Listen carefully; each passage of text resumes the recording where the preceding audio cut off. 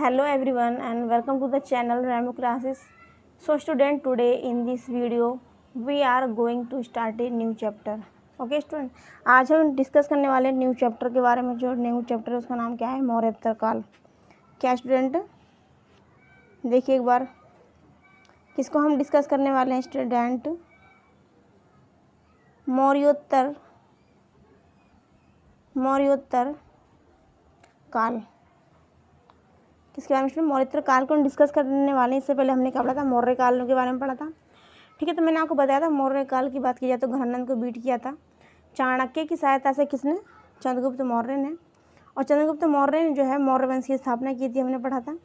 इसके साथ मैंने आपको बताया था कि मौर्य वंश की स्थापना करने के बाद में उनके बेटे थे जिनका नाम क्या था?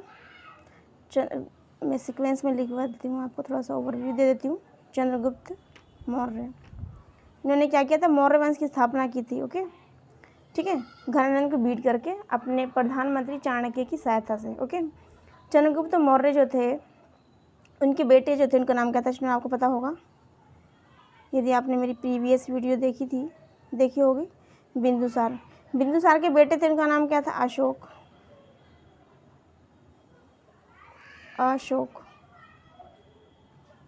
और ये देखिए, इरेजर ले लेती हूँ।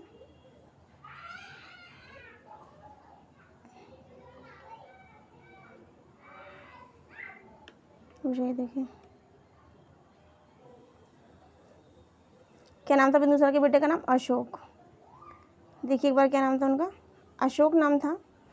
तो ये भी सभी क्या थे स्टूडेंट? आपस में रिलेटिव थे। इसके साथ मैंने आपको बताया था अशोक के जो बाद शासक भी आए उनका नाम था बृहद्रथ। इनका एक सेनापति था, बृहद्रथ का सेनापति था जिसका नाम क्या था स्टूडेंट? पुष्यमित्र। क्या नाम था स्टूडेंट? पुष्यमित्र नाम का बृहद्रथ का एक सेनापति था। इस सेनापति ने क्या करा? इनके साथ विश्वासघात किया और इनको जो है मौत की घाट उतार दिया। ठीक है, 185 ईस्वी पूर्व में जो है इन्होंने उसकी डेथ कर दी, उसको मृत्यु की घाट उतार करके शुंग वंश की स्थापना की थी। पुष्यमित्र, पूरा नाम था पुष्यमित्र शुंग। देखिए यहाँ पे पुष्यमित्र शुंग जो था इनका नाम था। ओके, आप चाहें तो इसका स्क्रीनशॉट लेते, मैं दोबारा एक बार डिस्कस कर देती हूँ। मैंने क्या करा? ये मौर्योत्तर काल आज का हम स्टूडेंट, ये हमारा आज का टॉपिक है मौर्योत्तर काल। ठीक है, इसके साथ साथ इससे पहले का जो काल का पढ़ा था हमने मौर्य काल पढ़ा था। तो मौर्य काल के ओवरव्यू के बारे में मैंने आपको समझा रही हूँ यहाँ पर कि मौर्य काल की स्थापना कैसे हुई, उसमें कौन कौन से शासक आए। जैसा कि आपको पता था कि मगध का जो शासक था वो कौन था? घनानंद था। वो नंद वंश का क्या था? अंतिम शासक था। और नंद वंश का जो संस्थापक था महापद्मानंद था। कौन था? महापद्मानंद था। तो मैंने आपको बताया था घनानंद को बीट करके अपने जो प्रधानमंत्री की इन्होंने सहायता से क्या किया था? घनानंद को बीट किया था और मगध में मौर्य साम्राज्य की स्थापना की थी। तब जाके चंद्रगुप्त मौर्य जो है मौर्य साम्राज्य के संस्थापक बने। उनके बेटे थे जिनका नाम था बिंदुसार, उन्होंने भी मौर्य साम्राज्य को चलाया। इसके बाद बिंदुसार के पुत्र जो थे उनका नाम था अशोक महादेव नाम भी बहुत सारे के नाम है, मैंने आपको डिटेल में पढ़ाया हुआ है। आप मेरी प्रीवियस वीडियो में जाकर के इसको देख सकते हैं, मैंने प्ले लिस्ट बना रखी है। इनके जो मौर्य साम्राज्य का जो अंतिम शासक था उसका नाम था क्या? बृहद्रथ। जैसा कि आपको नज़र आ रहा है लास्ट में, बृहद्रथ क्या था स्टूडेंट? लास्ट शासक था। ठीक है, तो क्या हुआ उस टाइम पर लास्ट शासक का कि इनका एक सेनापति जिसका नाम था पुष्यमित्र शुंग था। शुंग जो था उसका सरनेम था शुंग। ठीक है, तो ये जो शुंग जो था पुष्यमित्र शुंग, ये इनका सेनापति था। इन्होंने क्या किया? अपने जो शासक बृहद्रथ के साथ में क्या किया? विश्वासघात किया और उनकी मृत्यु कर दी। और 185 ईसा पूर्व में क्या किया इन्होंने? उसकी शुंग वंश की जो है स्थापना की। इसके बारे में डिटेल में पढ़ेंगे। आप चाहें तो इसका स्क्रीनशॉट भी ले सकते हैं। ओके, मैंने दूसरी बार इसको डिस्कस इसीलिए किया है। देखिए एक बार इसके बारे में, मौर्योत्तर काल के बारे में चलेंगे नेक्स्ट पर। अब आते हैं अपना टॉपिक मौर्योत्तर काल। मैंने बताया कि मौर्योत्तर काल की मौर्य काल बराबर आ रहा है मुझे। शुंग वंश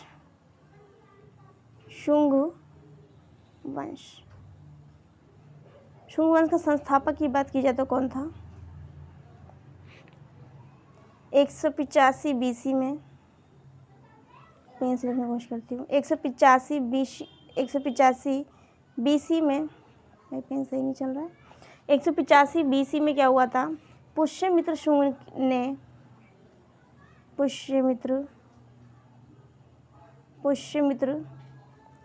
ने जो है स्थापना की किसकी, शुंग वंश की। और शुंग वंश क्या था अपने आप में, ब्राह्मण क्या था, ब्राह्मण साम्राज्य था। जो पुष्यमित्र शुंग जो था वो ब्राह्मणवादी था। कौन था स्टूडेंट, ब्राह्मणवादी था। इन्होंने क्या करा था, आपको ध्यान है क्वेश्चन ज़्यादातर पूछे जाते हैं। 2 अश्वमेध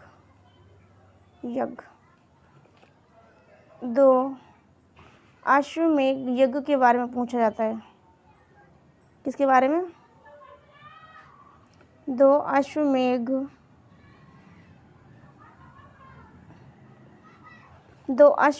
यज्ञ के बारे में ज़्यादातर पूछा जाता है। ये वेरी इंपॉर्टेंट है स्टूडेंट, किसके काल में हुए थे पूछा जाता है। तो 2 अश्वमेध जो हुए थे वो किसके टाइम में हुए थे, पुष्यमित्र शुंग के टाइम पीरियड में हुए थे। इसके साथ साथ जो 2 अश्वमेध यज्ञ थे जो किसने करवाए थे, पुरोहित थे एक, जिनका नाम क्या था बताइए, पुरोहित, जिनका नाम बहुत ही फेमस है। क्या नाम था उनका, नाम आपको पता होगा, बहुत ही फेमस है, देखिए पतंजलि। किसने, पतंजलि नाम के पुरोहित थे। इन्होंने क्या 2 अश्वमेध यज्ञ करवाए। और पुष्यमित्र शुंग जब क्या बन गया, शासक बन गया, संस्थापक बन गया किसका, शुंग वंश का। दोबारा देख लेंगे एक बार और समझा देती हूँ, आप चाहें तो स्क्रीनशॉट भी ले सकते हैं। ओके, देखिए एक बार मैंने क्या बताया, शुंग वंश का जो संस्थापक था स्टूडेंट वो कौन बना, पुष्यमित्र शुंग बना, पुष्यमित्र शुंग बना। ठीक है, अब कब बना, 185 BC में बना। ओके, और मैंने आपको बताया था पुष्यमित्र शुंग जो था एक क्या था, ब्राह्मणवादी था। उस टाइम पर हमने पढ़ा था कि चंद्रगुप्त मौर्य के समय उनके जो पुत्र बिंदुसार और अशोक, इन सभी ने, अशोक लास्ट जो थे उन्होंने बौद्ध धर्म अपनाया था। मैंने आपको बताया था कि तो बौद्ध धर्म जो है अपनी चरम सीमा पर था, लेकिन जो बृहदर्थ जो थे वो क्या थे, बौद्धिज्म थे। जबकि जो सेनापति वो था वो क्या था, जैनिज्म था। ठीक है, तो जैनिज्म कह रही हूँ, वो क्या था, ब्राह्मणवादी था। क्या था स्टूडेंट, ब्राह्मणवादी था। तो इसने क्या किया कि दोबारा से जो ब्राह्मण संप्रदाय की जो है, ब्राह्मण संप्रदाय को जो चरम सीमा पर पहुंचाने के लिए अपने जो साम्राज्य की स्थापना के साथ साथ इसने ब्राह्मण जो संप्रदाय को उत्कृष्ट सीमा पर ले जाने का जो है प्रयत्न किया। ये था एक ब्राह्मणवादी था, कट्टरवादी ब्राह्मणवादी इसको बोलते हैं,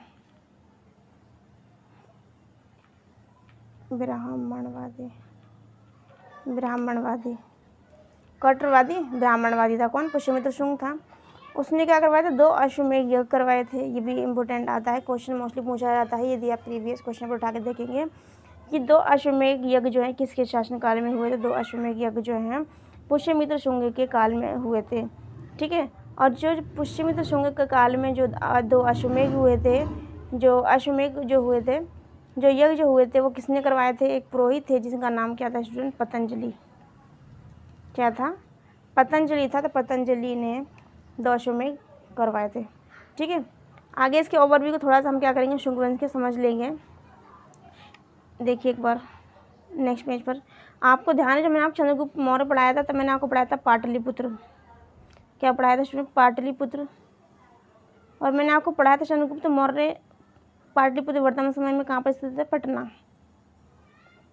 पटना में स्थित, मैंने आपको बताया था। तो चंद्रगुप्त मौर्य ने जो है ना, चंद्रगुप्त मौर्य ने अपनी राजधानी जो है क्या बनाई थी, पाटलिपुत्र यानी कि पटना बनाई थी। इसके साथ बात की जाए यदि जो संस्थापक था पुष्यमित्र शुंग का, तो उसने जो अपनी कैपिटल बनाई थी तो वो क्या बनाई थी स्टूडेंट, उसने अपनी कैपिटल बनाई थी विदिशा। क्या बनाई थी स्टूडेंट, शुंग वंश का संस्थापक पुष्यमित्र शुंग ने अपनी जो कैपिटल बनाई थी वो बनाई थी कहाँ, विदिशा में। अब विदिशा भाई कहाँ पर है ये हमें पता ही नहीं है। तो विदिशा की यदि बात की जाए तो ये MP में है। MP के कहाँ है, मिड में, यानी कि नॉर्थ ईस्ट उत्तर पूर्वी का एरिया है, उत्तर पूर्वी का एरिया है जहाँ पर पुष्यमित्र शुंग ने अपनी क्या बनाई, कैपिटल। क्या बनाई स्टूडेंट, कैपिटल बनाई। कैपिटल कहाँ बनाई स्टूडेंट, विदिशा में बनाई। जो कि एमपी कहाँ पर है, नॉर्थ ईस्ट में। एमपी के बिल्कुल कहाँ पर है, मिड में, बिल्कुल मध्य में। ये उत्तर पूर्वी का इलाका है, ठीक है, एमपी का। और पाटलिपुत्र जो थी चंद्रगुप्त मौर्य के टाइम की क्या थी, कैपिटल थी, ठीक है। आगे समझते हैं, थोड़ा सा मैं आपको ओवरव्यू देती हूँ, बाकी हम 10 क्वेश्चन की सीरीज़ के साथ साथ लगाते हुए चलेंगे। ओके, आगे इसके साथ साथ अगर बात की जाए कि पुष्यमित्र शुंग की, किसकी स्टूडेंट, पुष्यमित्र की बात की जाए तो उन्होंने एक मीनांडर नाम का, मीनांडर नाम सुना होगा, बहुत फेमस है ये अपने आप में। तो एक मीनांडर नाम का क्या था स्टूडेंट, शासक था, जो था हिंद यूनानी यानी कि यूनान से आया था वो, हिंद यूनानी। इसके साथ साथ इसको कहा जाता है इंडो ग्रीक। क्या कहा जाता है इसको, इंग्लिश में इंडो ग्रीक कहा जाता है, जबकि हिंदी में हिंद यूनान कहा जाता है। तो वहाँ का ये शासक था। तो पुष्यमित्र की जो सबसे बड़ी सफलता थी, तो पुष्यमित्र शुंग ने क्या किया था, पुष्यमित्र शुंग ने इसको बीट किया था, पराजित किया था मीनांडर को। मीनांडर जो था अपने आप में बहुत ज़्यादा बहादुर जो था, शासक था। ये कहाँ का था स्टूडेंट, इंडो ग्रीक या फिर हिंद यूनान का था। मीनांडर, ठीक है, मीनांडर नाम का शासक था, ठीक है। तो ये अपने आप में उनकी लिए एक प्लस पॉइंट था। इनके जो पुत्र थे, किसकी बात कर रही हूँ मैं यहाँ पर, पुष्यमित्र शुंग की। पुष्यमित्र शुंग का बेटा था, उसका नाम था अग्निमित्रम।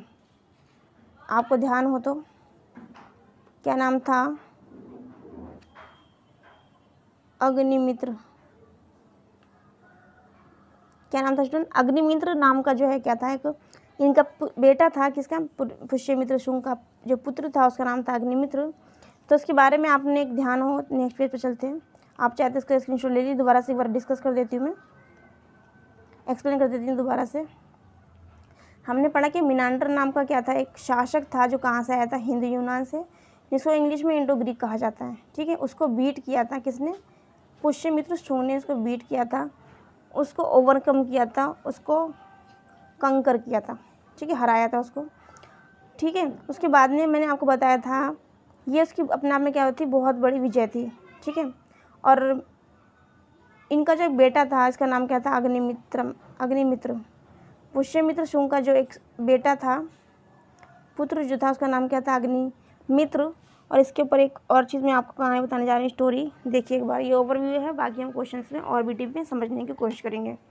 ओके, आप चाहें तो इसका स्क्रीनशॉट भी ले सकते हैं, आगे चलेंगे समझेंगे नेक्स्ट पेज पर। देखिए आपने ये कहाँ पे आ गई भैया, इतना कलर। देखिए मैंने आपको एक चीज़ बताई थी कि कालिदास का आपने नाम सुना है, कालिदास किस काल के शासक थे, ये क्वेश्चन आता है। तो कालिदास की यदि बात की जाए, कालिदास जो थे गुप्तकालीन थे,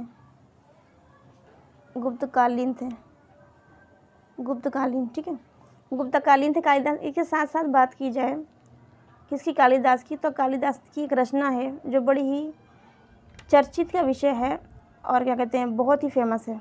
आपने नाम सुना होगा किसका स्टूडेंट, की रचना का नाम है मालविका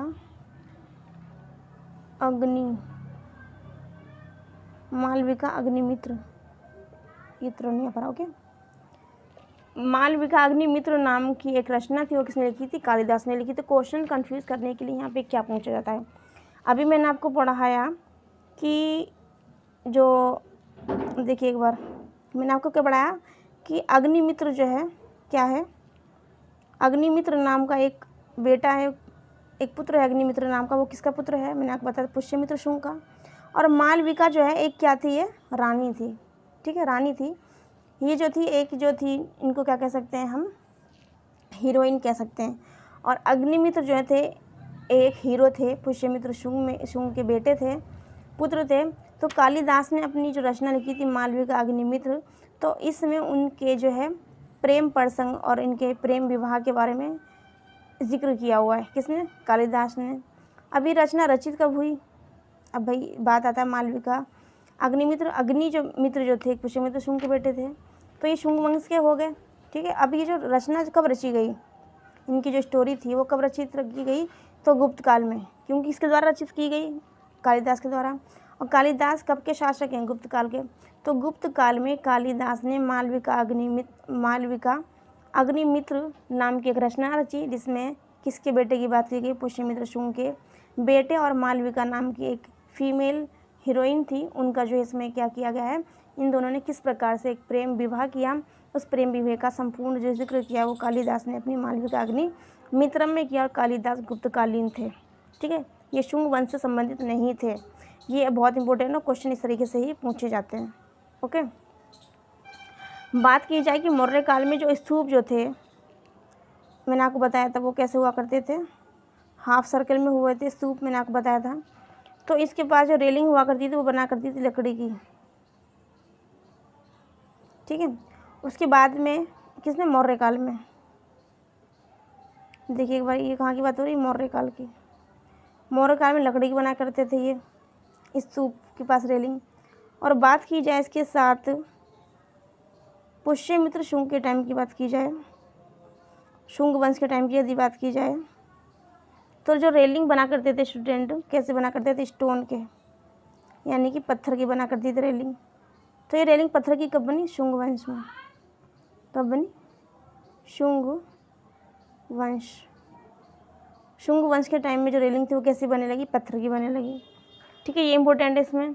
और इसमें एक चीज़ और थी कि जो वैष्णव जो धर्म था, वैष्णव धर्म जो था, उसका जो है क्या हुआ, उत्थान हुआ, उसका जो है विकास हुआ। ठीक है, और अगर बात की जाए मनुस्मृति की, तो मनुस्मृति नाम की जो रचना थी वो भी इसी टाइम में लिखी गई। मनुस्मृति नाम की जो रचना थी,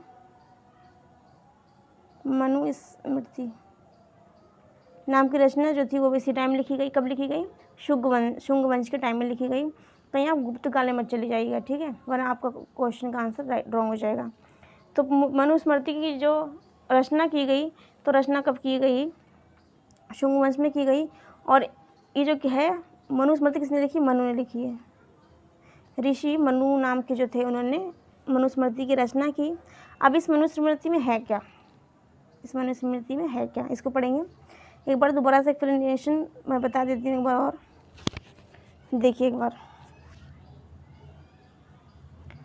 कालिदास जो है गुप्तकालीन थे, ये आप अपने माइंड में बिल्कुल सेट कर लीजिए। ठीक है, इन्होंने मालविका अग्निमित्रम नाम की एक रचना लिखी, जो अपने आप में क्या है, बहुत ज़्यादा इम्पोर्टेंट है। इसके अंदर क्या है, फीमेल जो हीरोइन थी वो कौन थी, मालविका। और अग्निमित्र जो मेल हीरो जो थे वो कौन थे, पुष्यमित्र शुंग के पुत्र थे। इन दोनों ने किस प्रकार प्रेम विवाह के इस बारे में जिक्र किया गया है, किसके द्वारा किया गया, कालिदास के द्वारा, कालिदास की रचना में। इसके साथ मैंने आपको बताया स्तूप के बारे में। मैंने बताया स्तूप जो थे मौर्य काल की बात की जाए, अगर स्तूप बनाया करते थे, मैंने बताया था स्तूप जो हुआ करते अर्ध गोलाकार हुआ करते थे। स्तूप जो हुआ करते थे वहाँ पर जो रेलिंग बनाया कर जाया करती थी मौर्य काल में, तो लकड़ी की बनाई जाया करती थी। इसके साथ बात कीजिए शुंग वंश की, तो शुंग वंश में जो स्तूप बना करते थे वो, तो उसके पास जो रेलिंग हुआ करती थी पत्थर की हुआ करती थी। शुंग वंश में जो रेलिंग हुआ करती थी पत्थर की हुआ करती थी। वैष्णव धर्म का क्या हुआ, इस काल में क्या हुआ, सबसे ज़्यादा विकास हुआ। और मनुस्मृति नाम की जो रचना किसके की गई, मनु के द्वारा की गई। ठीक है, तो कब की गई, शुंग वंश में। ठीक है, शुंग वंश में की गई। और बात की जाए कि ये जो मनुस्मृति है, तो मनुस्मृति में क्या चीज़ है, मनुस्मृति किससे संबंधित है। देखिए मनुस्मृति के बारे में, मनुस्मृति के अंदर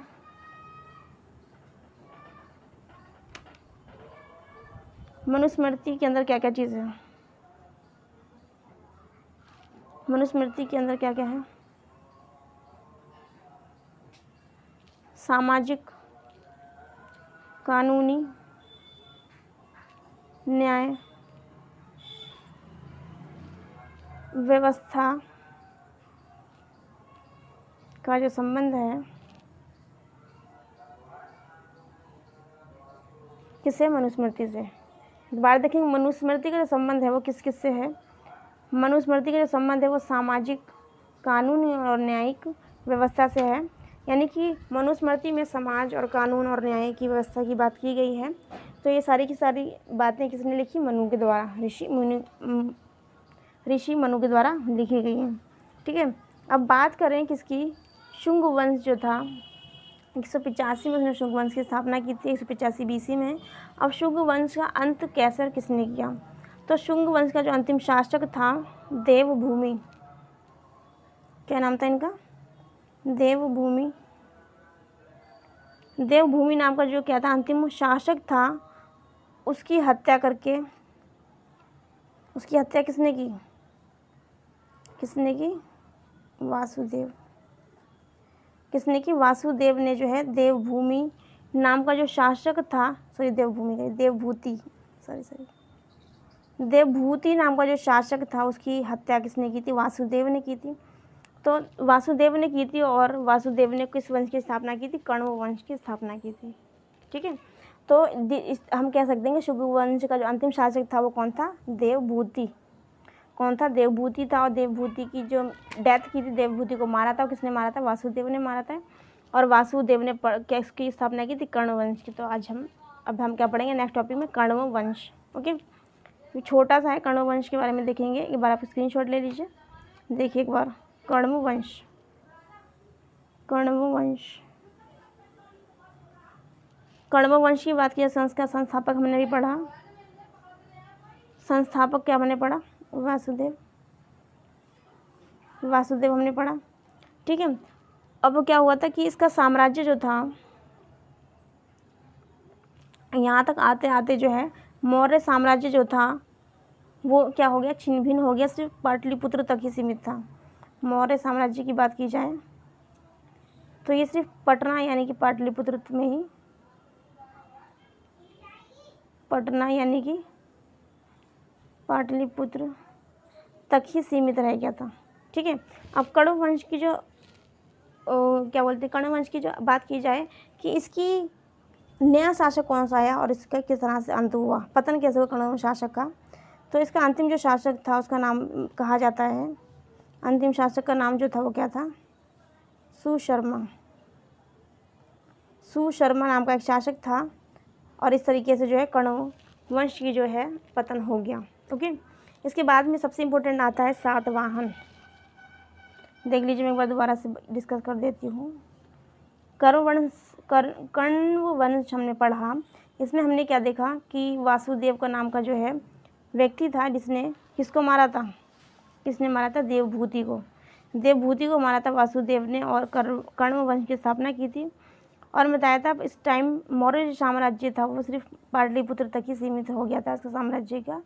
पाटलिपुत्र कहाँ पे स्थित है? वर्तमान समय पटना में स्थित है। ठीक है, मैंने आपको बताया। और कण्व वंश का जो अंतिम शासक जो था वो कौन था? सुशर्मा। और कौन था? सुशर्मा। आप चाहे तो स्क्रीनशॉट ले सकते हैं। और आगे मैं आपको पढ़ाने वाली हूँ सातवाहन वंश। क्या स्टूडेंट? सातवाहन वंश पढ़ाने वाली। तो देखिए सातवाहन वंश को देखिए एक बार क्या पढ़ाने वाली हूँ मैं आपको। चलिए पेन से लिखने की कोशिश करते हैं। सातवाहन वंश,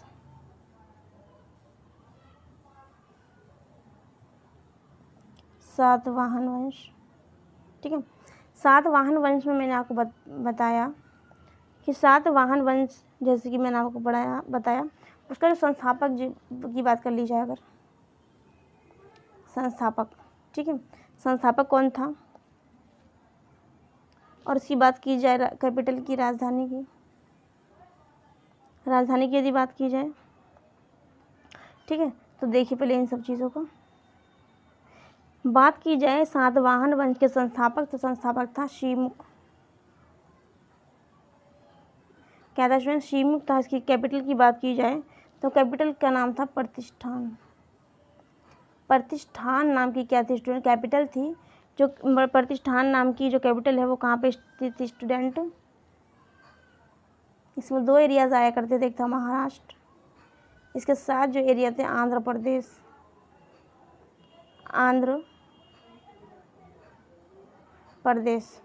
आंध्र प्रदेश के ये जो दो एरिया थे, एक इसमें आते थे प्रतिष्ठान नाम के एरिया में आते थे। ये जो प्रतिष्ठान नाम का एरिया था, शिमुख का क्या थी? कैपिटल थी। और बाद में क्या लिखा हुआ कि ये जो एरिया था कहाँ का था? कृष्णा और गोदावरी क्षेत्र। कृष्णा गोदावरी क्षेत्र का ही एरिया था जो महाराष्ट्र और आंध्र प्रदेश में सम्मिलित था। ठीक है, बात की जाए तो प्रमुख शासक जो था वो कौन था? गौतमी, ये बहुत ज़्यादा इम्पोर्टेंट था। गौतमी पुत्र सातकर्णी। गौतमी पुत्र सातकर्णी नाम का क्या था? एक शासक था। ये अपने आप में बहुत इम्पोर्टेंट था। ठीक है, एक बार दोबारा से समझ लेंगे इसको। देखिए एक बार, सातवाहन वंश, हमने इसके बारे में डिस्कस किया सातवाहन वंश के बारे में। मैंने बताया आपको सातवाहन वंश का संस्थापक कौन था? शिमुख।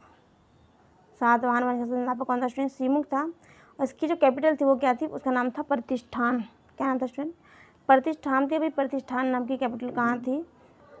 किसको कहा गया? तो ये कौन सी थी? महाराष्ट्र और आंध्र प्रदेश के एरिया के कहा गया, प्रतिष्ठान कहा गया। और इसकी सीमा की बात की जाए तो कृष्णा और गोदावरी क्षेत्र की इसकी सीमा थी। और गौतमी पुत्र सातकर्णी जो था इसका एक बहुत ज़्यादा इम्पोर्टेंट क्या था? शासक था। गौतमी पुत्र सातकर्णी क्या था? एक इम्पोर्टेंट शासक था। ठीक है, गौतमी पुत्र सातकर्णी क्या था? एक शासक था जो बहुत ज़्यादा इम्पोर्टेंट है। ठीक है, आगे बात की जाए, देखिए आप चाहे इसका स्क्रीनशॉट ले लीजिए। आगे चलते हैं, ले लीजिए स्क्रीनशॉट। देखिए आगे बताती हूँ मैं इनके बारे में कि उस टाइम पर इन लोगों ने एक व्यवस्था चलाई थी। जो भिक्षु हुआ करते थे, भिक्षु जो वो लोग वो क्या करते थे ना, यज्ञ वगैरह करा करते थे। तो इन्होंने उनको कोई वेतन नहीं दिया, बल्कि वेतन की जगह इन्होंने क्या दी? भूमि दान। इस तरह से क्वेश्चन पूछा जाता है कि कौन से वंश ने सर्वप्रथम भूमि दान की प्रथा स्टार्ट की थी। क्वेश्चन वेरी वेरी इंपॉर्टेंट है, मोस्टली पूछा जाता है। तो किसने? सातवाहन वंश में भूमि दान की व्यवस्था जो है प्रचलित हुई। ठीक है, और भूमि दान किसे दिया गया? भिक्षुकों को दिया गया। ठीक है, अब क्या कहा गया? इनसे कहा गया कि जो भूमि है उनको दान में दी गई, किसी तरह का कोई वेतन नहीं दिया गया। और कहा गया ये भूमि को जो है उपजाऊ बना करके उस पर खेती करें और उनका टैक्स वसूलें, और वो उस टैक्स को अपने खुद के खर्चे में लेके आ सकते हैं। ये जो व्यवस्था थी सातवाहन वंश के द्वारा, शिमुख के द्वारा चलाई गई। ठीक है, ऐसे क्या हुआ कि भिक्षुकों के पास ज़मीन के जो टुकड़े थे 1 2 3 इस तरीके से जो है बढ़ते चले गए। जब इतना बड़ा साम्राज्य उन लोगों के पास हो गया, इतने बड़े क्षेत्र जब उनके पास इकट्ठा हो गए, एकत्रित हो गए, तो उनका एक साम्राज्य बन गया। क्या बन गया स्टूडेंट? साम्राज्य हो गया।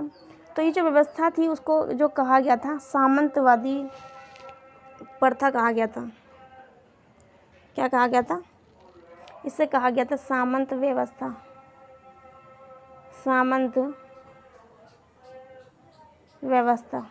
ठीक है, तो ये क्या थी? एक सामंत व्यवस्था थी। इससे एक छोटे साम्राज्य का क्या हुआ? साम्राज्य स्थापित हुआ। इसके साथ ये जो व्यवस्था कहलाई, ये जो है सामंतवादी, इसे सामंत व्यवस्था के नाम से जाना गया।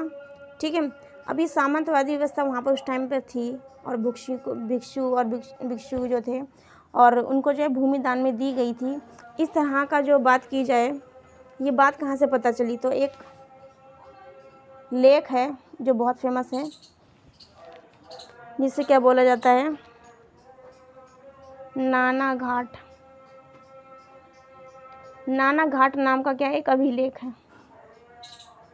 नाना घाट नाम का एक अभिलेख है। इस अभिलेख से ही पता चला कि उस समय यानी कि सातवाहन वंश के टाइम जो यज्ञ किया करते थे भिक्षु, तो उनको जो है भूमि दान में दी गई, और उनसे कहा गया कि इस भूमि को उपजाऊ बनाकर इस पर कृषि करें और कृषि से राजस्व लें, और राजस्व को क्या है वो अपने खर्चों में अपने इनकी जो ज़रूरतें हैं उनको पूरा कर सकते हैं, या इकट्ठा करें जो कुछ भी उनको वटेवर करना है।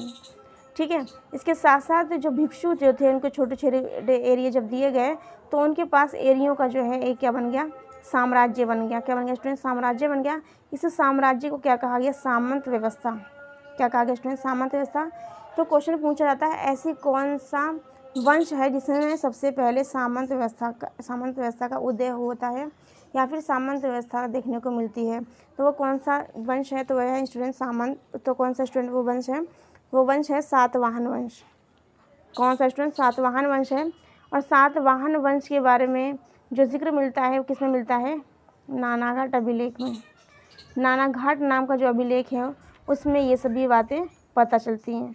ठीक है, ये वेरी वेरी इंपॉर्टेंट, आप चाहें तो इसका स्क्रीनशॉट भी ले सकते हैं। इसके साथ साथ बात की जाए सातवाहन वंश की, बेहद ज़्यादा इंपॉर्टेंट है, वेरी वेरी इंपॉर्टेंट। बात की जाए अगले नेक्स्ट पेज पे चलेंगे, स्क्रीनशॉट ले लीजिए आप।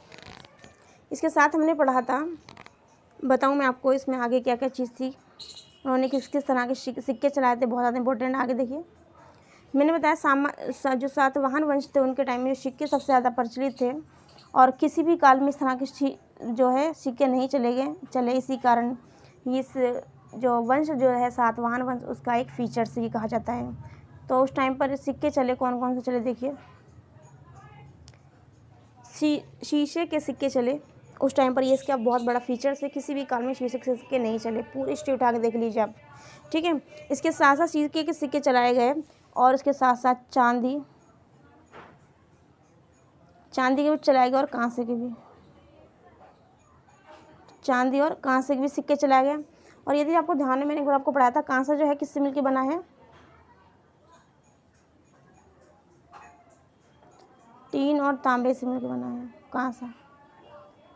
टीन और तांबे से मिलकर क्या बना है स्टूडेंट, कांसा बना है। तो शीशे के सिक्के चलाए गए थे उस टाइम पर, ये तो एक फीचर्स है। क्या स्टूडेंट, शीशे के जो सिक्के चलाए गए अपने आप में एक फीचर्स है, और चांदी और कांसे के जो सिक्के चलाए गए उस टाइम पर, ये भी वहाँ का फीचर है। लेकिन सबसे बड़ा फीचर्स क्या है, शीशे के सिक्के। क्या स्टूडेंट, शीशे के सिक्के बहुत बड़ा फीचर्स है। उसके बाद में बात की जाए किसकी, तो कांसे के सिक्के की। तो कांसे के जो सिक्के हैं, कांसे ने बताया था कि कांसा जो है टीन और तांबे से मिलकर बनता है कांसा, ठीक है। इसके साथ साथ हमने क्या पढ़ा था, हमने पढ़ा था कि सातवाहन वंश जो है, जैसा कि आपको बताया था मैंने, गौतमी शतकर्णी पुत्र, गौतमी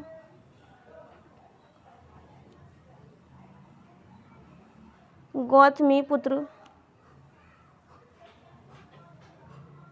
सातकर्णी, गौतमी पुत्र सातकर्णी को मैंने आपको बताया था। तो जैसा कि आपको पता चल रहा है, गौतमी क्या एक फीमेल नेम है, गौतमी क्या स्टूडेंट फीमेल नेम है, और शतकर्णी जो है इनके क्या हैं, पुत्र हैं। तो इन्होंने क्या करा, अपनी माँ का सरनेम लगा करके और राज्य शासन किया। क्या किया, राज्य शासन किया। तो यदि हमने, आपको ध्यान हो तो मैंने आपको जब पढ़ाया था सिंधु घाटी सभ्यता, तो हमने आपको पढ़ाया था कि सिंधु घाटी सभ्यता जो थी, सभ्यता कैसी सभ्यता, मातृसत्तात्मक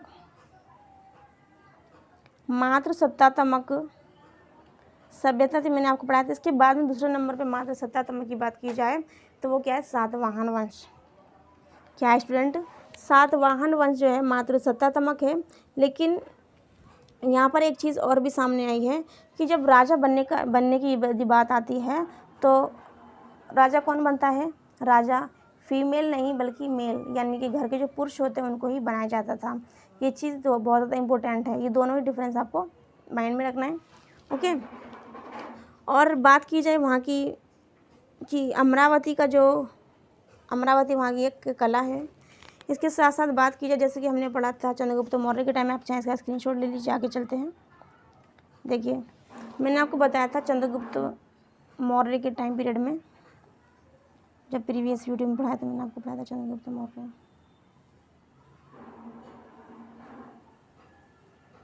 चंद्रगुप्त मौर्य के बारे में मैंने आपको पढ़ाया था। मैंने कहा था कि उस टाइम जो लिपि जो थी वो क्या थी, और जो भाषा जो थी वो क्या थी, बताइए। लिपि और भाषा मैंने आपको पढ़ाया था स्टूडेंट, बताइए क्या थी। लिपि जो थी वो थी, आपको ध्यान होगा,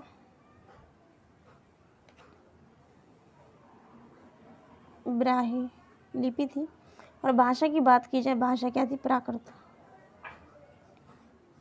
तो जो सातवाहन वंश था वहाँ पर भी जो चीज़ जो है सेम ही थी, लिपि ब्राह्मी और भाषा एक प्राकृत थी। ये बात सातवाहन वंश में भी सेम ही थी, ठीक है। इसके बाद में एक वंश आता है जिसका नाम था चेदी वंश। क्या नाम था स्टूडेंट, चेदी वंश। एक बार देख लेंगे इसको भी, आप चाहें तो इसका स्क्रीनशॉट भी ले सकते हैं, ओके। सातवाहन वंश में भी सेम ऐसा ही था। सातवाहन वंश में भी लिपि जो थी ब्राह्मी और भाषा क्या थी, प्राकृत थी, ठीक है। आगे देखिए, स्क्रीनशॉट ले लीजिए आप। चलते हैं आगे, किसके बारे में देखिए एक बार।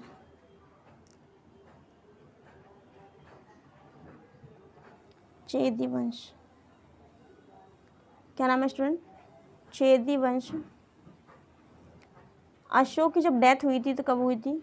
232 मैंने आपको पढ़ाया था। अशोक की मृत्यु के बाद में कलिंग जो है क्या हुआ था? स्वतंत्र हो गया था, दोबारा से स्वतंत्र हो गया। क्या? कलिंग, जिसको मैंने कहा था उड़ीसा, स्वतंत्र हो गया। ठीक है, स्वतंत्र हो गया था। ठीक है, कलिंग में जो चेदी वंश के एक चीज़ है वो उसका नाम था हाथी गुफा विलेख। हाथी गुफा विलेख। हाथी गुफा विलेख जो स्टूडेंट कहाँ पे है? उड़ीसा में। हाथी गुफा विलेख कहाँ पे स्टूडेंट? उड़ीसा में है। दोबारा से देखेंगे एक बार। देखिए, जो चेदी वंश जो था स्टूडेंट, उसकी हम बात कर रहे हैं। ये क्या था? इसको महामेघ वंश भी कहा जाता था। अशोक की मृत्यु कब हुई थी? 232 में हुई थी। तब क्या हुआ था? जो कलिंग हुआ था पूरी तरीके से दोबारा से स्वतंत्र हो गया। और मैंने आपको बताया कलिंग में जो चेदी वंश जो था वहाँ पर एक अभिलेख मिला था जिसका नाम रखा गया हाथी गुफा अभिलेख। बड़ा ही इंपॉर्टेंट है, एग्जाम में अगर आप देखेंगे प्रीवियस क्वेश्चन पेपर तो मोस्टली पूछा था हाथी गुफा अभिलेख। तो हाथी गुफा अभिलेख जो था वो कहाँ पे था? उड़ीसा में था। और हाथी गुफा अभिलेख में किसके बारे में बताया गया है? तो खारवेल नाम का जो एक शासक था, आपको ध्यान हो तो, कौन सा?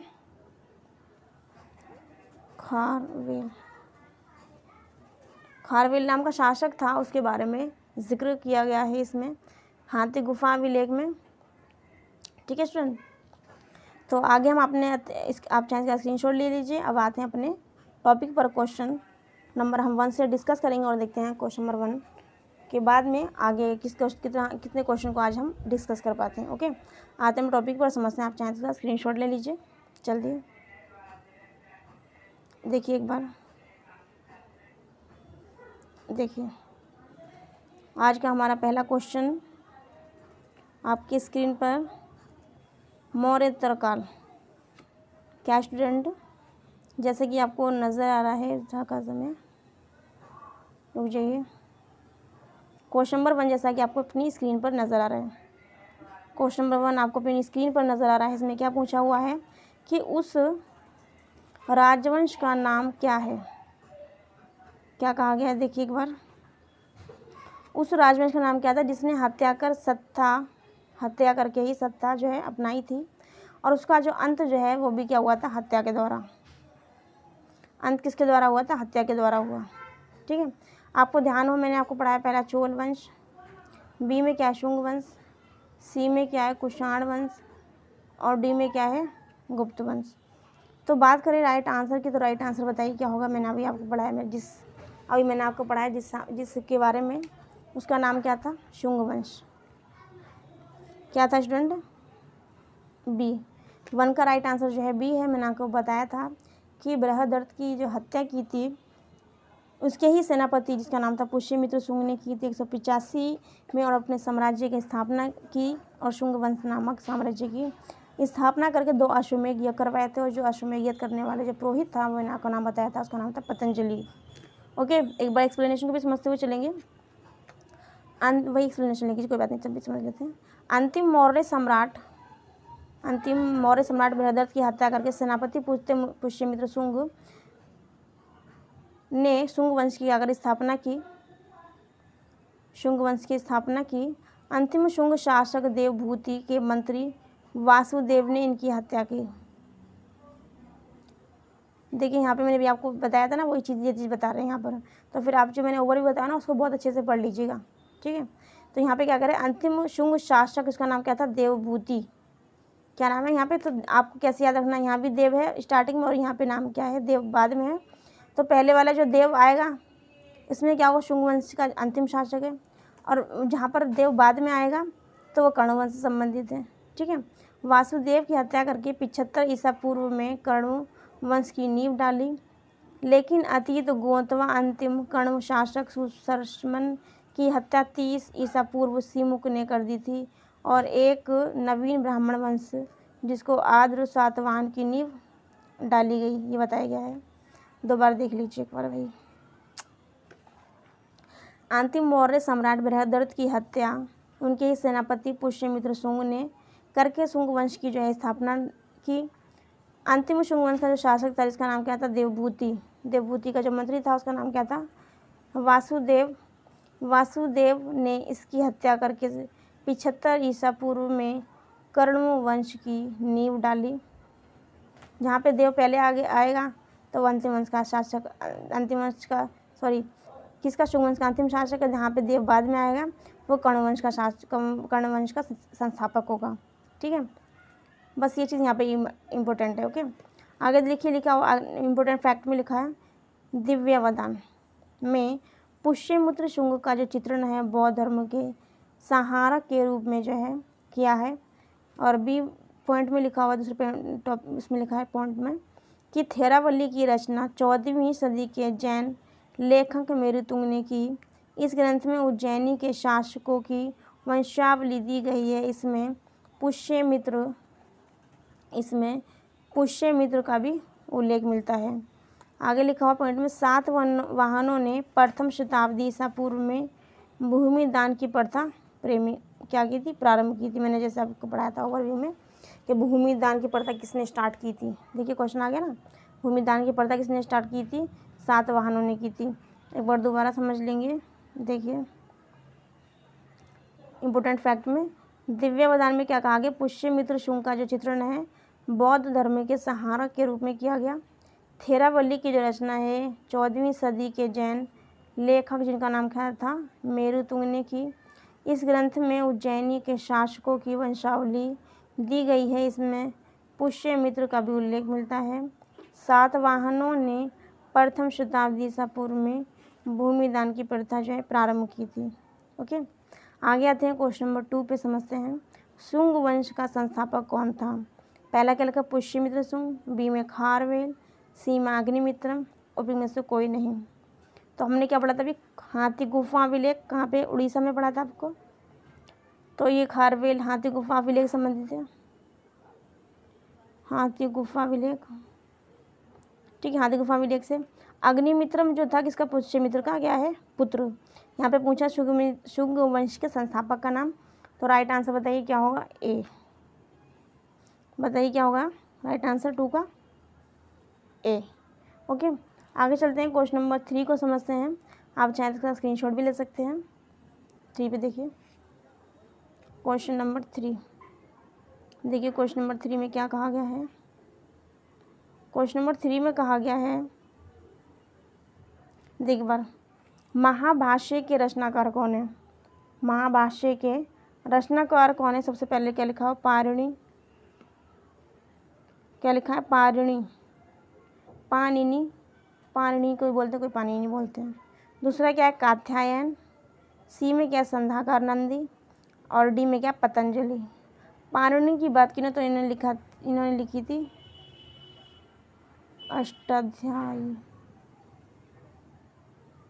अष्टाध्यायी लिखी थी पाणिनि ने।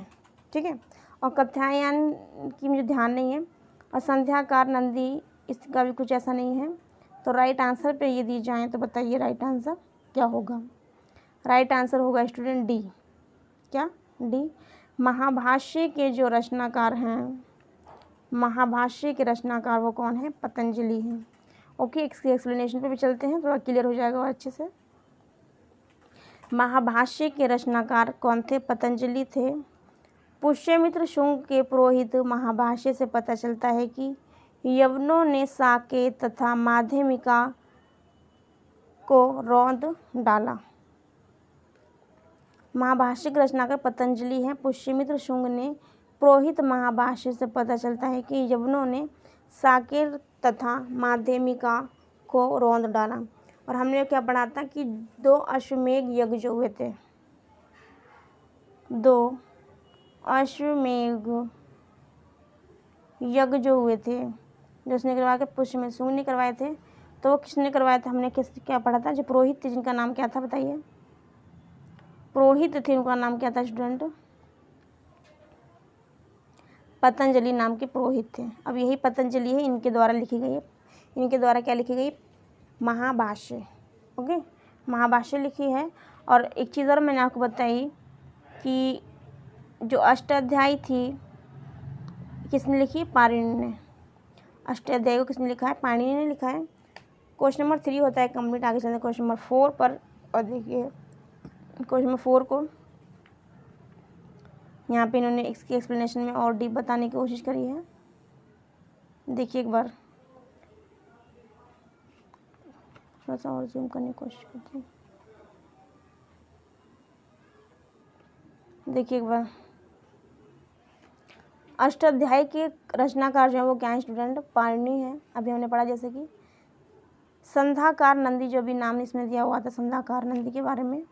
तो संध्याकार नंदी ने रामचरित्र, क्या स्टूडेंट? रामचरित्र तथा पद्मगुप्त, रामचरित्र तथा पद्मगुप्त ने नवशाक चरित्र की रचना की।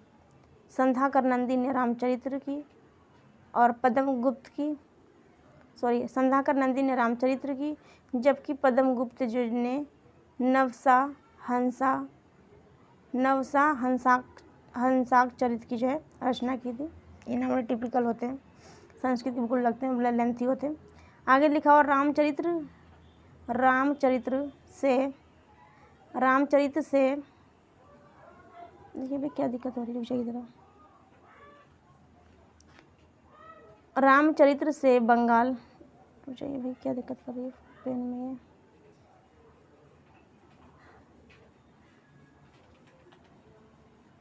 देखिए रामचरित्र से बंगाल के पाल वंश के शासन और धर्म और तत्कालीन समाज का ज्ञान होता है। मनु ने मनुस्मृति की रचना की। इम्पोर्टेंट है, बहुत आता है क्वेश्चन। महाकवि पंप ने विक्रमार्जुन विजय तथा रन ने गदा युद्ध की रचना की। वाक्यपति ने गोडवैहो तथा विल्हड़ ने विक्रमाक देवचरित्र की रचना की। ये जो रचनाएं हैं ना थोड़ी थोड़ी इम्पोर्टेंट, बड़ी लेंथी है तो इम्पोर्टेंट भी हैं ये। इनको आप दोबारा देख लीजिएगा और इनको लर्न करने की कोशिश कीजिएगा। ओके, मनुस्मृति जो बेहद इंपॉर्टेंट थी वो मैंने आपको करवा दी ओवरव्यू में भी और वैसे भी। ओके, आगे लिखा महाभाष्य के रचयिता। फिर दोबारा इन्होंने यही क्वेश्चन दे दिया, महाभाष्य के रचयिता। तो बिना कुछ सोचे समझे लगा सकते हैं आप डी। पतंजलि भी हम पढ़ के आए। आगे क्वेश्चन पे देखिए 5 में क्या दे रहा है? 2 अश्वमेध यज्ञ। क्या कहा है? 2 अश्वमेध यज्ञ निम्न में से किसने संपन्न कराए थे? तो मैंने आपको अभी पढ़ाया था। पहला क्या? समुद्रगुप्त, बी में पुष्यमित्र शुंग, और सी में क्या? दशरथ। तो दशरथ तो हो ही नहीं सकते क्योंकि हमने पढ़ा था कि दशरथ जैसे चंद्रगुप्त मौर्य के शासक थे, तो ये तो भाई हो ही नहीं सकते। बात की जाए स्कंदगुप्त की तो स्कंदगुप्त भी नहीं हो सकते, ये गुप्त वंश के हो गए, और समुद्रगुप्त भी गुप्त वंशों के हो गए। तो राइट आंसर ऑटोमेटिकली क्या हो गया? 5 का बी। 5 का क्या हो गया? B right answer. Pushyamitra Shunga ने क्या करे? तो 2 अश्वमेध यज्ञ करवाए थे। क्वेश्चन नंबर 5 की सीरीज में इसको एक बार समझ लेंगे। अयोध्या के लेख से पता चलता है कि पुष्यमित्र शुंग ने अश्वमेध 2 यज्ञ करवाए थे। इसका संपन्न कराने का जो श्रेय जाता है वो पुरोहित पतंजलि को जाता है। कालिदास के द्वारा रचित मालविका अग्निमित्रम दोनों अश्वमेध यज्ञों के बारे में विस्तृत जानकारी देता है।